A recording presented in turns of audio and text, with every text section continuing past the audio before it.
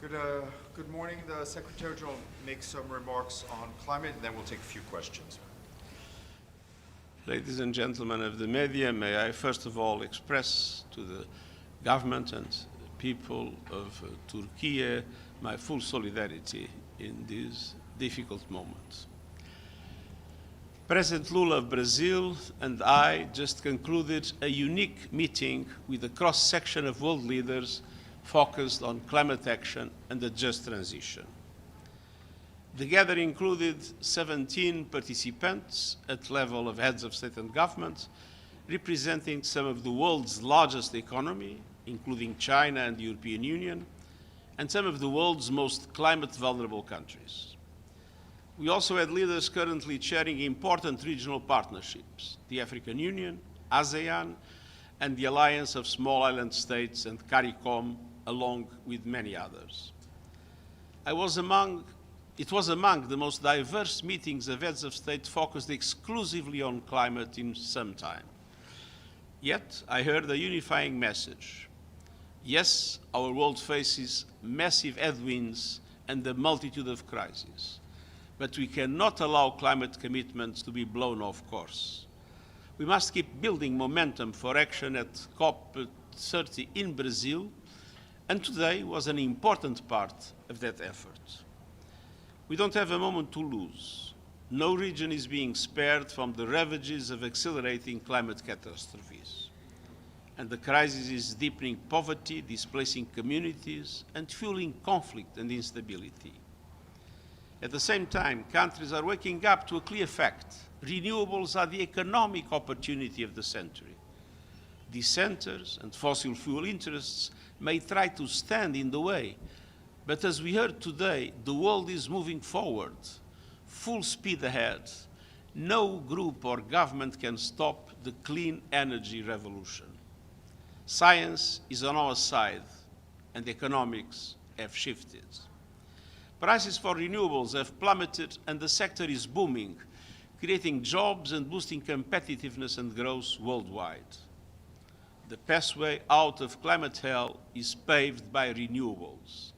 They offer the surest route to energy sovereignty and security, and ending dependence on volatile and expensive fossil fuel imports. We also know collective climate action works. Since the adoption of the Paris Agreement, the projected global warming curve has been bent down from over 4 degrees of temperature rise within this century to 2.6 degrees if current national climate action plans are fully implemented. But that is catastrophic. So we must go further and faster. Today, I urge leaders to take action on 2 fronts. First, to step up efforts to submit the strongest possible national climate plans well ahead of COP30. And leaders today committed to put forward ambitious and robust plans as soon as possible, what was a strong message of hope. These new climate plans offer a unique opportunity to lay out a bold vision for a just green transition over the next decade. They should align with 1.5 degrees and set emissions reduction targets that cover all greenhouse gases and the whole economy, as several today mentioned clearly. Most importantly, they should help speed up a just transition away from fossil fuels to renewables, and link national energy and development strategies with climate goals, and signal to policymakers and investors alike a total commitment to achieving global net zero carbon emissions by 2050. Second, as leaders turbocharge their own transitions, I urge them to scale up support for developing countries. Those least responsible for climate change are suffering from its worst effects. Africa and other parts of the developing world are experiencing faster warming, and the Pacific Islands are seeing faster sea level rise, even while the global average itself is accelerating. Meanwhile, despite being home to 60% of the world's best solar resources, Africa has only around 1.5% of installed solar capacity and receives just 2% of global investment into renewables. We need to change these fast. At COP30, leaders must deliver a credible roadmap to mobilize 1.3 trillion US dollars a year for developing countries by 2035.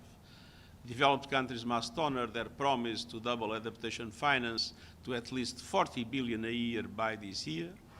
And we need significantly increased contributions and innovative sources of finance to support the fund for responding to loss and damage. Across all these fronts, we will keep up the push, including at a special event in September in the final weeks to COP30. As today's meeting made clear, we cannot, must not, and will not let up on climate action. Thank you. Thank you. Amélie? Thank you, Secretary General. Amélie Bottelier from AFP News Agency. You said no group or government can stop the revolution of clean energy. Do you have specific countries in mind, especially the United States? And more generally, what is your message to President Trump, who clearly said that he wants to push for more extraction of fossil fuels? Well, the United States is a market economy. It's not government that determines the volume that is produced by fossil fuels or that is produced by renewable energy. And we have in the United States, because the economics are clear today, the cost of renewables is cheaper than the cost of fossil fuels.